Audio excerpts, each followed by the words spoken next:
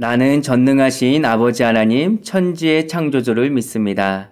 나는 그의 유일하신 아들 우리 주 예수 그리스도를 믿습니다. 그는 성령으로 잉태되어 동정녀 마리아에게서 나시고 본디오 빌라도에게 고난을 받아 십자가에 못 박혀 죽으시고 장사된 지 사흘 만에 죽은 자 가운데서 다시 살아나셨으며 하늘에 오르시어 전능하신 아버지 하나님 우편에 앉아 계시다가 거기로부터 살아있는 자와 죽은 자를 심판하러 오십니다.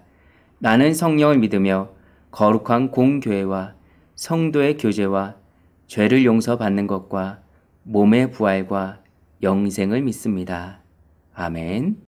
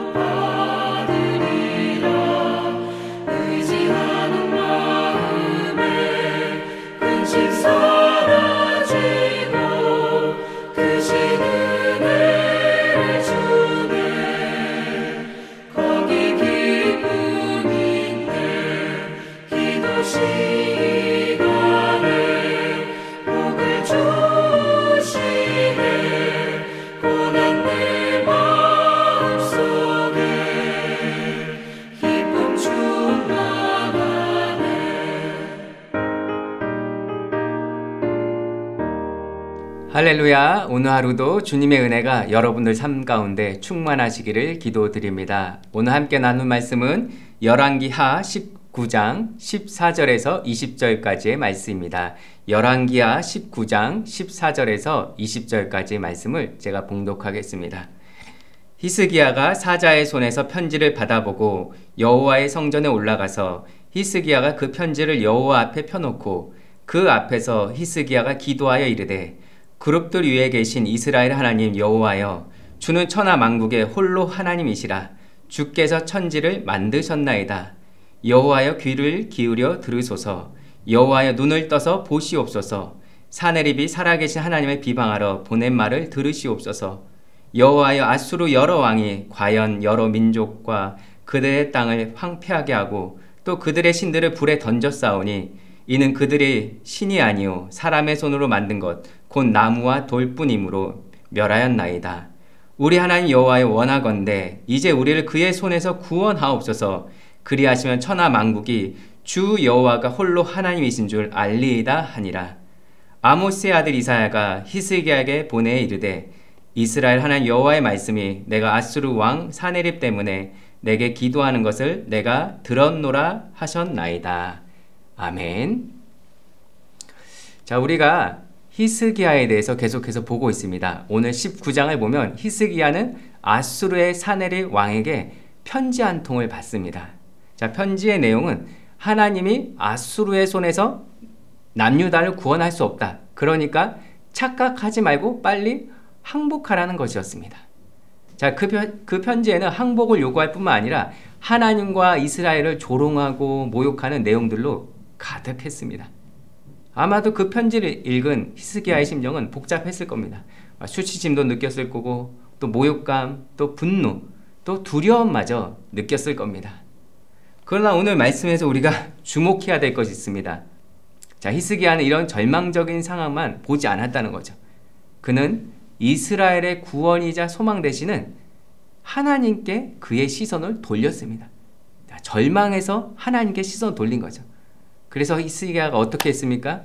히스기야는 협박과 조롱이 담긴 이 편지를 들고 하나님 앞으로 나아갔습니다. 그리고 그 편지를 하나님 앞에 이렇게 딱 펴놓습니다. 자, 무슨 뜻입니까? 문제를 하나님께로 가져가고 있습니다. 하나님께로 가져갔다는 거죠. 이것이 바로 우리가 해야 할 일입니다. 히스기야는 천지를 지으신 하나님께서 하나님을 비방하는 사네립의 말을 들으시고 그의 행위를 살펴달라고 간구합니다. 자, 히스기야는 국가의 위기 상황 앞에서 절망하지 않았습니다. 그 문제를 가지고 하나님 앞으로 나아가 기도했습니다. 엎드렸습니다. 자, 히스기야가 기도의 자리로 나아갈 수 있었던 것은 하나님이 살아계시고 그 하나님께서 나의 기도를 들으신다라는 그런 믿음이 있었기 때문이었습니다. 자, 마찬가지입니다. 우리가 히스기야처럼 마음이 짓눌리고 힘들 때 하나님은 듣고 계신다는 겁니다. 우리가 고통당할 때 하나님은 듣고 계십니다. 우리가 눈물 흘릴 때, 슬피 울 때 그 음성과 그 아픔을 하나님께서 들으신다는 거죠. 그래서 당장 하나님이 행동하지 않으신다고 해서 하나님이 없다고 여러분 생각하지 마십시오. 자, 성경에 보면 하나님이 들으신다는 표현이 참 많죠. 시편 17절에는 여호와여 주는 겸손한 자의 소원을 들으셨사오니 귀를 기울여 들으시고 라고 했습니다. 또 열왕기상 8장 30절에는 주께서 계신 곳 하늘에서 들으시고 들으시사라고 했습니다. 또 요한복음 11장 42절에는 항상 내 말을 들으시는 줄을 내가 알았나이다. 자, 이렇게 성경 곳곳에는 하나님께서 들으신다라는 표현이 많이 나옵니다. 자, 우리가 하나님께 기도합니다. 왜 기도합니까? 하나님께서 들으시기 때문인 거죠. 하나님 나라에서 우리의 음성은 아주 중요하게 여겨집니다. 그분은 우리의 목소리에 진지하게 늘 귀를 기울이고 계십니다. 우리가 하나님께 나아갈 때 하나님은 우리의 음성을 듣기에 우리 쪽으로 고개를 돌리시는 분이십니다. 그러므로 여러분, 우리가 기도할 때 무시당할까 염려할 필요 없습니다. 설령 말은 더듬고 머뭇거린다든지 다른 사람들이 우리의 말에 아무 반응을 보이지 않을지라도 하나님만은 우리의 소리에, 우리의 기도에 귀 기울여 듣고 반응하십니다. 그러므로 우리가 어려움 당할 때 그 들으시는 하나님 믿고 견디고 기다리시기 바랍니다. 하나님 때에 하나님께서 모든 것을 바로 잡으시고 아름답게 만들어 가실 것입니다. 자, 우리가 기도할 때 이런 생각이 들 때도 있을 것입니다. 하나님께서 어떻게 온 세상의 수많은 사람들의 기도에 하나하나 귀를 기울이실까? 자, 유치한 생각일 수도 있습니다. 그러나 여러분, 전능하신 하나님께서는 우리의 모든 기도와 음성에 귀 기울이고 계십니다. 자, 매년 아이들이 이제 학기 말이 되면 학교에서 발표회를 하지 않습니까? 이제 저도 아이들이 셋이 있다 보니까 발표회를 이제 참석을 합니다. 참석할 때마다 새삼 깨닫는 사실이 있습니다. 분명히 비슷한 또래 아이들이 막 수십 명이 같이 노래를 부르고 있는데 마치 카메라로 막 줌인을 한 것처럼 그 가운데서 저희 아이들의 목소리와 몸짓이 또렷이 보이고 들립니다. 막 조명을 비친 것처럼 저희 아이들만 보입니다. 자, 그 이유가 무엇이겠습니까? 바로 사랑하는 자녀의 음성이고 모습이기 때문인 거죠. 아무리 여러 사람들 속에 섞여서 막 노래한다 할지라도 사랑하는 아이들의 목소리에 자기도 모르게 더욱 집중하여 그 음성을 분간하는 것이 부모의 본성입니다. 자, 이러한 모습을 통해서 저는 사랑하는 자녀들이 드리는 기도에 귀 기울이시는 하나님을 떠올려 보게 됩니다. 자, 육신의 부모도 자녀들의 음성과 몸짓 하나하나 이렇게 집중하게 되고 관심을 갖게 되는데, 하물며 우리를 위해 독생자까지 아끼지 않으시고 사랑하신 하나님 아버지께서 우리들의 예면하시겠습니까? 우리들의 간구에, 우리들의 소리에 응답 안 하시겠습니까? 여러분, 하나님은 우리의 아버지 되십니다. 이웃집 아저씨가 아닙니다. 그래서 우리가 부르짖으면 귀를 기울이시고 들으십니다. 모든 사람에게는 여러분, 히스기야가 만난 이 사내립과 같은 문제가 있습니다. 자, 그렇다면 지금 우리를 둘러싸고 있는 사내립은 무엇입니까? 우리는 이 사내립 앞에서 어떻게 반응해야 되겠습니까? 우리는 히스기야와 같이 우리의 기도에 귀 기울이시는 살아계신 하나님 앞으로 나아가야 할 것입니다. 우리는 하나님 없이 살아가는 사람들과 같이 원망하거나 좌절하는 것이 아니라 우리의 힘과 능력이 되시는 하나님께 우리의 시선을 고정할 수 있어야 될 것입니다. 기억하십시오. 하나님은 우리의 음성을 듣고 응답하십니다. 자, 하나님은 도움을 구하는 이런 히스기야 기도에 응답하시고 이사야를 통해서 사내립으로 인해서 기도한 것을 들었다고 이제 오늘 본문은 말씀하고 있습니다. 그리고 하나님은 교만이 극에 달한 사내립을 책망을 하죠. 자, 얼마 전까지만 해도 히스기야는 사내립으로 인해서 고통 가운데 있었습니다. 그래서 그는 하나님께 나아가 기도했죠. 그리고 하나님은 그의 기도를 들어주셨습니다. 그리고 그 결과가 어떠했습니까? 아주 놀랍게도 유다와 아수르의 전세가 역전돼 버리고 맙니다. 말씀 하반절에 보면, 19장 뒷부분에 보면 강대국 아수르가 제대로 공격도 못합니다. 밤에 여호와의 사자가 나타나 아수르 군대 18만 5천 명을 다 쳤다고 나옵니다. 자, 상상 밖의 일이죠. 정말 하나님은 우리의 상상을 뛰어넘는 분이십니다. 자, 여기서 이걸 보면서 우리는 하나님이 도우시면 언제든지 역전될 수 있음을 또 깨닫게 됩니다. 자, 지금의 현실이 기가 막히고 아무리 어렵다 해도 역전될 수 있다는 거죠. 히스기야를 한번 보십시오. 절대 이루어질 수 없는 신비로운 역전승을 경험하게 되지 않습니까? 여러분, 찬양 중에 이런 역전되리라는 찬양이 있죠. 여러분 아실 찬양인데요. 가사가 이렇습니다. 저들의 힘이 너를 압도해도, 저들의 힘이 내 숨을 조여도 너는 보리라 기도의 능력을 내가 역전시키리라. 너 기도를 멈추지 마라. 내가 너의 그 모든 상황을 바로 역전시키리니 너 기도를 멈추지 마라. 내가 잠시도 쉬지 않고 모든 걸 지켜보고 있으니 바로 역전되리라. 이제 역전되리라. 아멘. 야, 여러분, 그렇습니다. 주님의 도우심을 믿고 나아갈 때 역전의 은혜가 임할 것입니다. 사실 성경은 보면 수많은 역전의 인물들이 나오지 않습니까? 우리가 사는 세상에도 역전의 스토리를 쓴 사람도 많이 있습니다. 하지만 가장 큰 역전의 명수를 꼽으라면 바로 예수님이 아니실까요? 예수님. 이 예수님께서는 환난과 핍박을 넘어서서 죽음까지도 이기시고 다시 살아나신 분이십니다.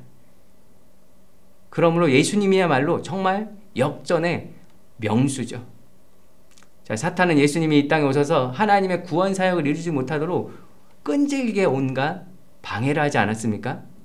그리고 결국에는 예수님을 십자가에 못 박아 죽이게 되는데, 여러분, 겉으로 보기에는 사탄이 승리한 것처럼 보였습니다.